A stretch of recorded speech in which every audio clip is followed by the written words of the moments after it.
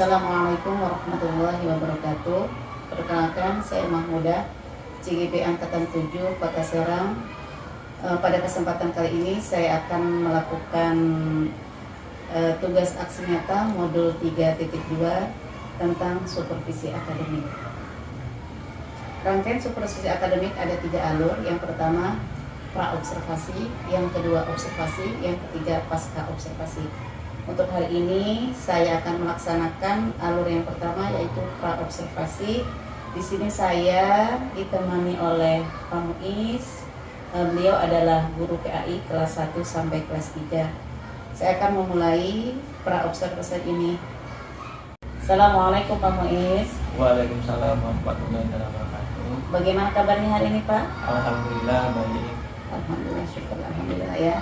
Seperti yang sudah kita agendakan bahwa nanti hari Rabu besok saya akan melaksanakan supervisi akademik. Saya akan menemani Bapak di kelas dalam pembelajaran. Apakah Bapak sudah siap untuk melaksanakan segala sesuatunya, mempersiapkan segala sesuatunya untuk berjalannya KBM di kelas Pak? Insya Allah siap. Oke, mulai saja Pak ya. Pak Muiz, kira-kira indikator apa saja yang akan Bapak sajikan nanti pembelajaran di kelas? Indikator yang akan saya terapkan yaitu memahami kisah keteladanan Nabi Ibrahim serta Nabi Ismail alaihissalam. Oh, berarti indikatornya itu tentang kisah keteladanan Nabi Ibrahim dan Nabi. Ya. Oke. Selanjutnya, tujuan pembelajaran apa yang ingin dicapai dalam pembelajaran nanti Pak? Tujuan yang ingin dicapai pada pembelajaran tentang kisah keteladanan Nabi Ibrahim dan Ismail yaitu satu, menjelaskan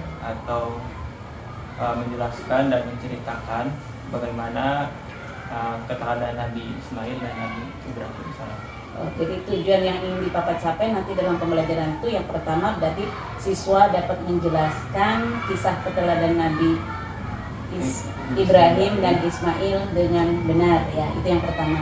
Yang keduanya itu siswa dapat menceritakan kisah keteladanan Nabi Ibrahim dan Nabi Ismail dengan baik dan benar. Oke. Selanjutnya Pak, metode apa yang akan Bapak gunakan dalam pembelajaran nanti?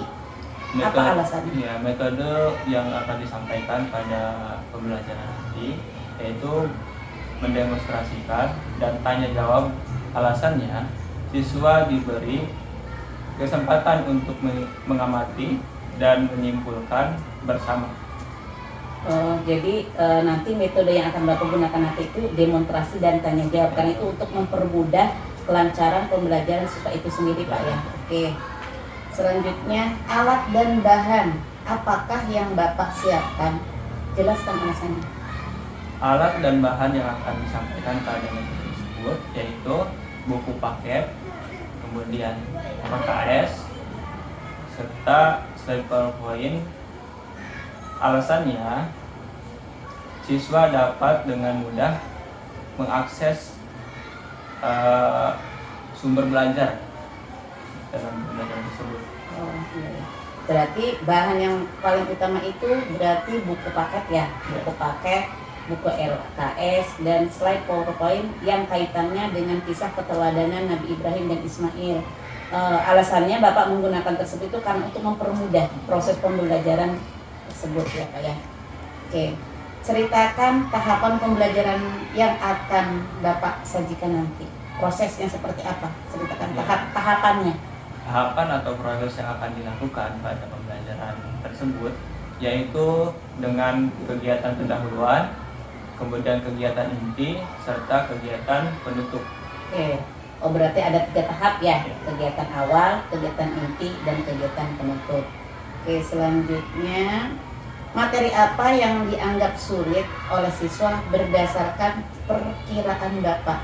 Jika ada materi apa, jelaskan apa alasannya.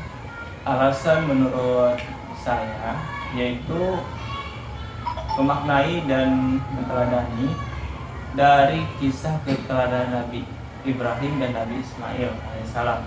dalam menerapkannya dalam kehidupan sehari-hari. Itu yang menurut saya sulit untuk menurut siswa sulit untuk dipraktekkan. ya untuk dipraktekkan. Oke. Memang pada kenyataannya sih Pak ya sama, karena kita sama-sama tenaga pengajar lah. Kalau kita menyampaikan materi, oke, mereka mudah. Tapi akan tetapi dalam pelaksanaannya di lapangan atau dalam kehidupan sehari-hari, memang mereka agak sulit. Mungkin memerlukan proses waktu yang sangat panjang ya Pak ya. Oke. Selanjutnya, kompetisi apa yang bisa dimiliki siswa setelah mengikuti pembelajaran sesuai dengan harapan Bapak? Kompetisi Kompetisi atau harapan yang saya kan memahami kisah keteladanan Nabi Ibrahim dan Nabi Ismail alaihissalam, serta bersikap rasa ingin tahu, kemudian rela berkorban, serta hormat terhadap orang tua. Nah, itu kompetisi yang diharapkannya Pak ya. Selanjutnya, apa yang perlu dapat perhatian khusus pada pembelajaran nanti? Perhatian khusus dalam pembelajaran nanti yaitu menjelaskan, memahamkan atau memahami siswa saat menentukan kisah keteladanan Nabi Ibrahim dan Nabi Ismail alaihissalam. Oh, jadi yang perlu diperhatikan ya itu Pak ya. Mudah-mudahan nanti dalam pelaksanaan pembelajaran nanti Pak Muiz bisa berjalan dengan lancar sesuai dengan rencana yang telah dirancangkan oleh Pak Muiz, dan siswa-siswi kelas 3 nanti bisa mengikutinya dengan baik dan dapat menerapkan materi tersebut dalam kehidupan sehari-hari. Terima kasih Pak Muiz atas waktunya, selalu sukses ya, semoga Pak Muiz selalu sehat dan sukses. Terima kasih. Wassalamualaikum warahmatullahi wabarakatuh. Waalaikumsalam warahmatullahi wabarakatuh. Sudah melaksanakan sholat di waktunya? Baik, kalau sudah, bagus sekali anak-anakku, khususnya di kelas 3 berapa ini? Oke, pada siang hari ini Bapak akan menyampaikan atau melaksanakan kegiatan belajar mengajar, yaitu pendidikan agama Islam dan budi pekerti. Oke, materi sebelumnya kita sudah mengetahui bahwasanya kita akan belajar dari materi siang hari ini, yaitu tentang kisah siapa? Kisah Nabi. Nabi apa? Nabi Ibrahim ya? Oke. Pada siang hari ini kita akan membahas tentang materi kisah keteladanan Nabi Ibrahim alaihissalam dan Nabi Ismail alaihissalam. Oke, sebelumnya Bapak mau tanya dulu, apa yang kalian ketahui tentang Nabi Ismail dan Nabi Ibrahim alaihissalam? Ada yang tahu nggak? Yang kembali dari api. Apa? Kembali dari api. Kembali dari api. Ada lagi di sini?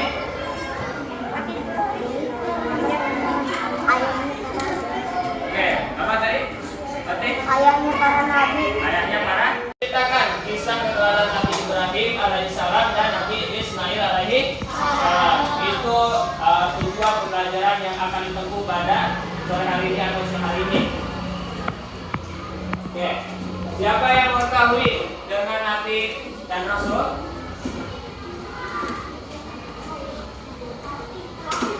Apa Nabi dan Rasul? Masa Nabi dan Rasul pasti? Apa? Apa nanti? Nabi dan Rasul. Ya. Oke, lanjut saja ya. Nabi dan Rasul adalah manusia pilihan yang menjadi utusan Allah Subhanahu wa ta'ala. Allah memilih mereka dan apa? Menitipkan amanah kepada mereka. Jadi Nabi dan Rasul itu adalah orang yang diberikan amanah oleh Allah Subhanahu wa ta'ala untuk menyampaikan wahyu dari Allah. Oke, jumlah Nabi dan Rasul ada yang mengetahui? 25. Itu yang wajib kita ketahui. Kemudian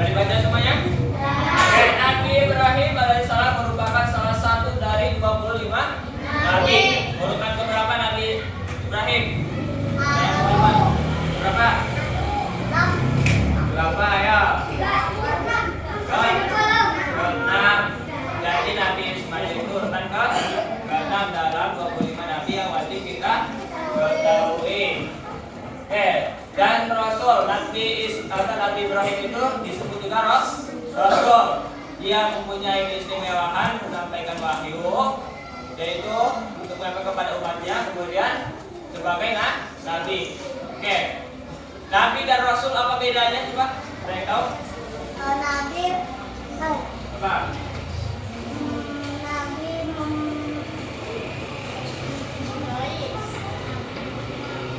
Ya, ada yang tahu nggak perempuan? Apa? Dapat? Oke.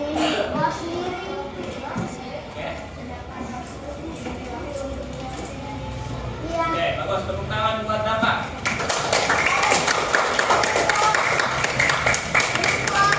Oke, jadi Nabi dan Rasul adalah bedanya. Kalau Nabi itu mendapatkan wahyu untuk dirinya sendiri, sedangkan Rasul itu mendapatkan wahyu untuk dirinya dan umat-umat. Itu bedanya Nabi dan Rasul. Nabi Ibrahim merupakan ulul azmi. Tadi ulul azmi itu adalah Rasul atau keistimewaan yang digolongkan Nabi yang memiliki ketabahan yang luar biasa dalam perjuangan dakwahnya.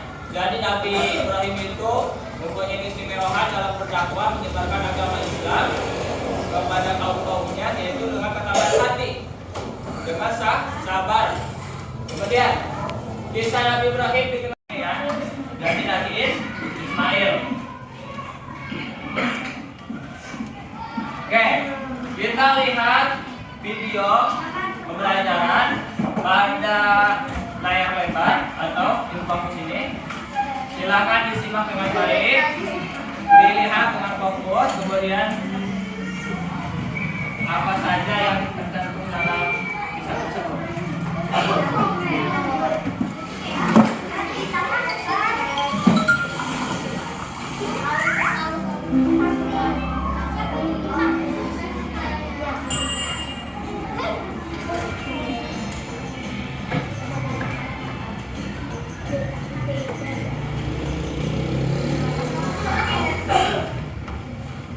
Kisah Nabi Ibrahim.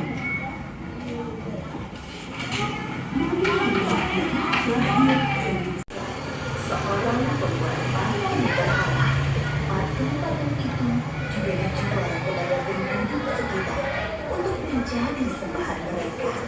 Allah memberi Ibrahim pikiran yang cerdas dan kritis serta keberanian yang besar. Dia berdoakan pemahaman kepada Ibrahim bahwa menyembah patung-patung itu adalah kesesatan yang nyata. Ibrahim bertanya dalam hati, Ayah, mengapa ayah menjadikan patung-patung itu sebagai Tuhan?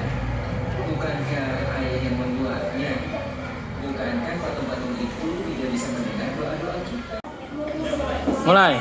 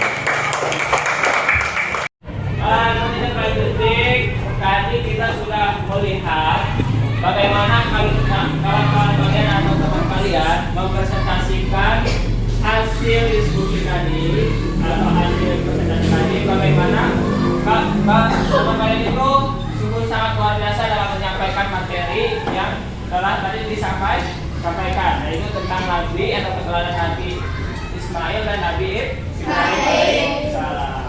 Oke, untuk membakar semangat anak-anak semua, Bapak ada games buat anak semua. Oke, gamesnya itu jika Pak Guru mengatakan kalian harus mengikutinya. Kalau misalkan tidak ada kata Pak Guru, kalian tidak boleh mengikuti. Paham semuanya? Oke, kita mulai gamenya. Siap? Siap. Ready? Oke, konsentrasi.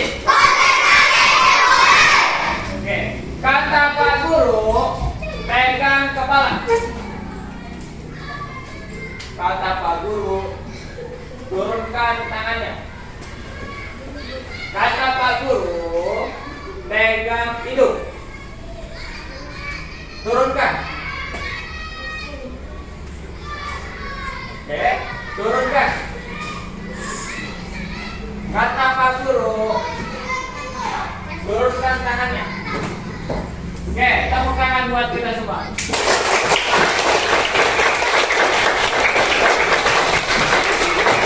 Oke, kesimpulan dari materi tadi yang telah Bapak sampaikan, yaitu melalui video pembelajaran, kemudian yang akan diskusikan, kita mendapatkan kesimpulan bahwasanya keturunan Nabi Ibrahim alaihissalam dan Nabi Ismail merupakan Nabi Ibrahim itu adalah seorang laki-laki yang hebat, kemudian dia itu lahir di kota Babilonia yang sangat di daerah Arab sana, jauh dari kehidupan kita di sini di Indonesia.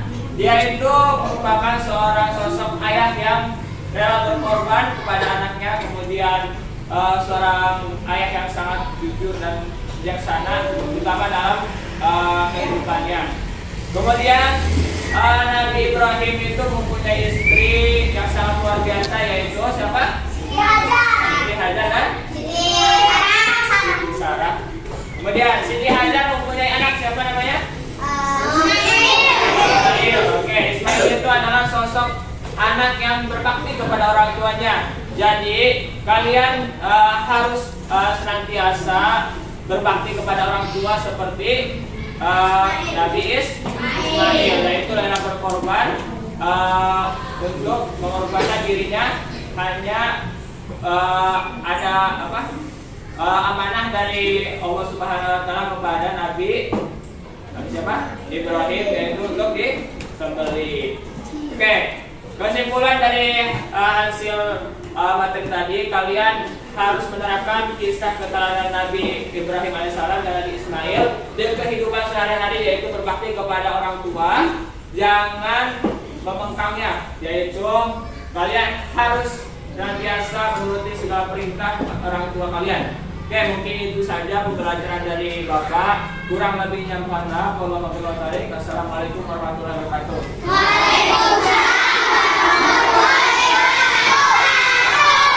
Oke, untuk kainnya silakan pimpin doa mau pulang.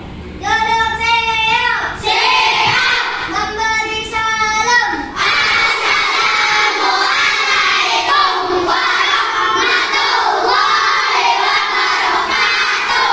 Waalaikumsalam warahmatullahi wabarakatuh. Doa sebelum pulang.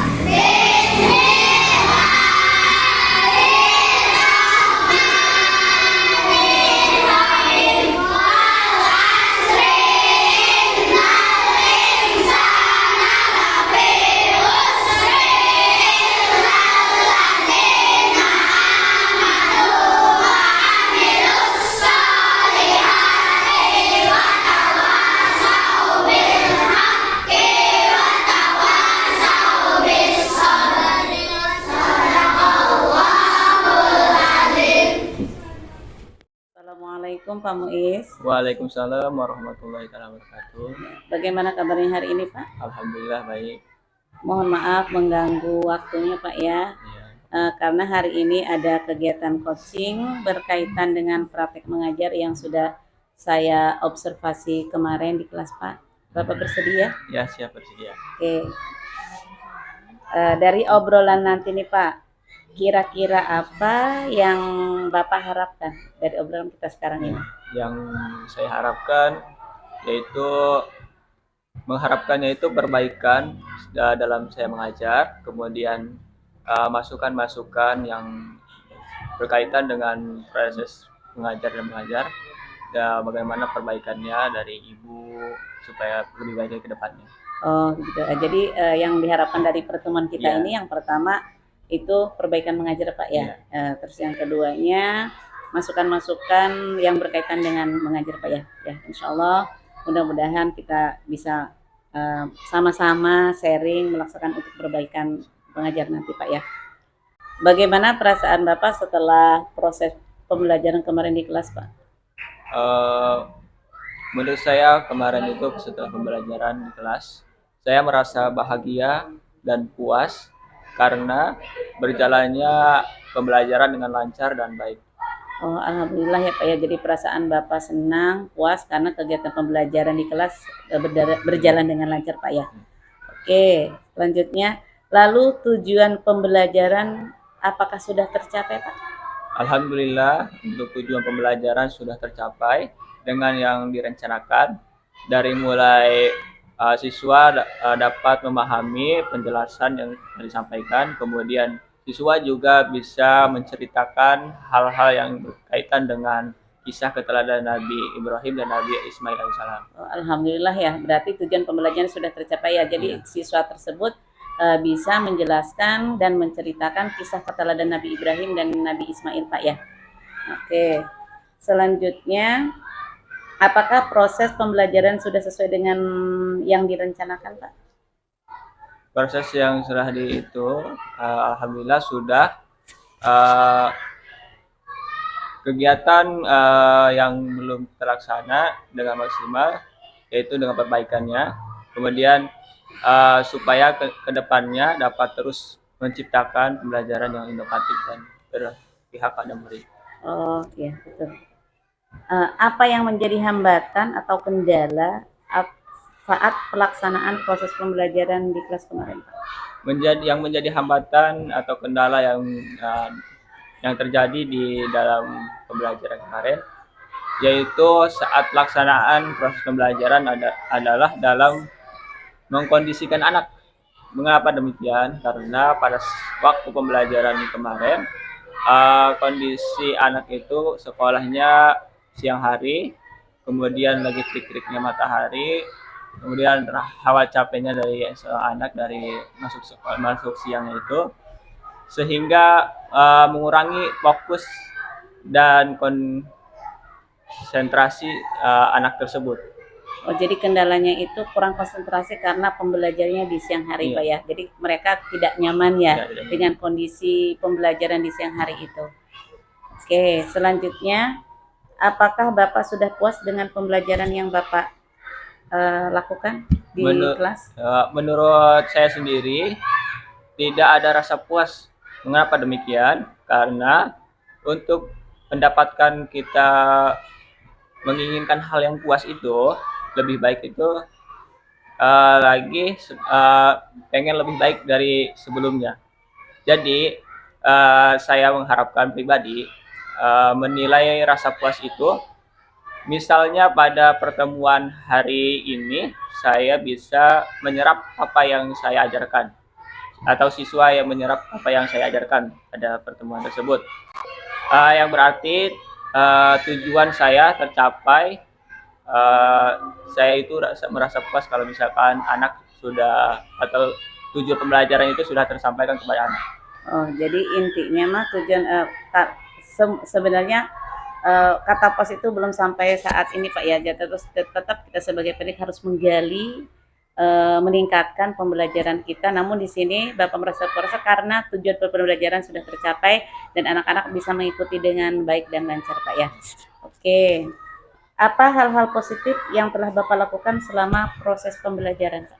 Dalam proses pembelajaran kemarin yang saya dapatkan atau hal-hal positif itu ketika saya menunjukkan video pembelajaran tentang kisah keteladanan Nabi Ibrahim dan Nabi Ismail alaihissalam, dapat membuka wawasan mereka tentang makna yang terdapat di dalam kisah tersebut. Kemudian dengan penggunaan metode ini, siswa lebih mudah memahami dan mengerti kisah keteladanan Nabi Ismail dan Nabi Ibrahim alaihissalam. Oh, jadi hal-hal yang positif yang sudah Bapak lakukan itu salah satunya anak-anak bisa mempraktekkan ya dari video yang telah Bapak tayangkan dalam kisah keteladanan Nabi Ibrahim dan Nabi Ismail tersebut, dan tentunya siswa bisa menerapkan dalam kehidupan mereka di rumahnya masing-masing, Pak ya. Oke, selanjutnya apa rencana tindak lanjut ke depan, Pak, untuk pembelajaran Bapak di kelas? Untuk tindak lanjut ke depannya, memperbaiki kegiatan yang belum terlaksana dengan maksimal, kemudian supaya ke depannya dapat terus menciptakan pembelajaran yang inovatif dan berpihak pada murid. Oh, berarti rencana tindak lanjut ke depannya seperti itu ya, dari membuat media-media pembelajaran supaya anak-anak siswa tersebut bisa menarik ya, lebih meningkat lagi dalam pelajaran, lebih semangat lagi dalam mengikuti pembelajaran. Tentunya emang kita sebagai guru harus bisa membuat media pembelajaran, harus bisa membuat metode pembelajaran yang bervariasi sehingga siswa itu dapat menerap apa yang kita ajarkan kepada mereka. Terima kasih atas waktunya Pak Muiz. Mudah-mudahan ke depan Pak Muiz selalu sukses, terus tetap semangat untuk menjalankan tugas pokoknya sebagai pengajar, untuk lebih bervariasi lagi dalam membuat metode dan alat peraga, Pak ya. Terima kasih atas waktunya. Wassalamualaikum warahmatullahi wabarakatuh. Demikianlah coaching pasca observasi ini. Terima kasih. Wassalamualaikum warahmatullahi wabarakatuh.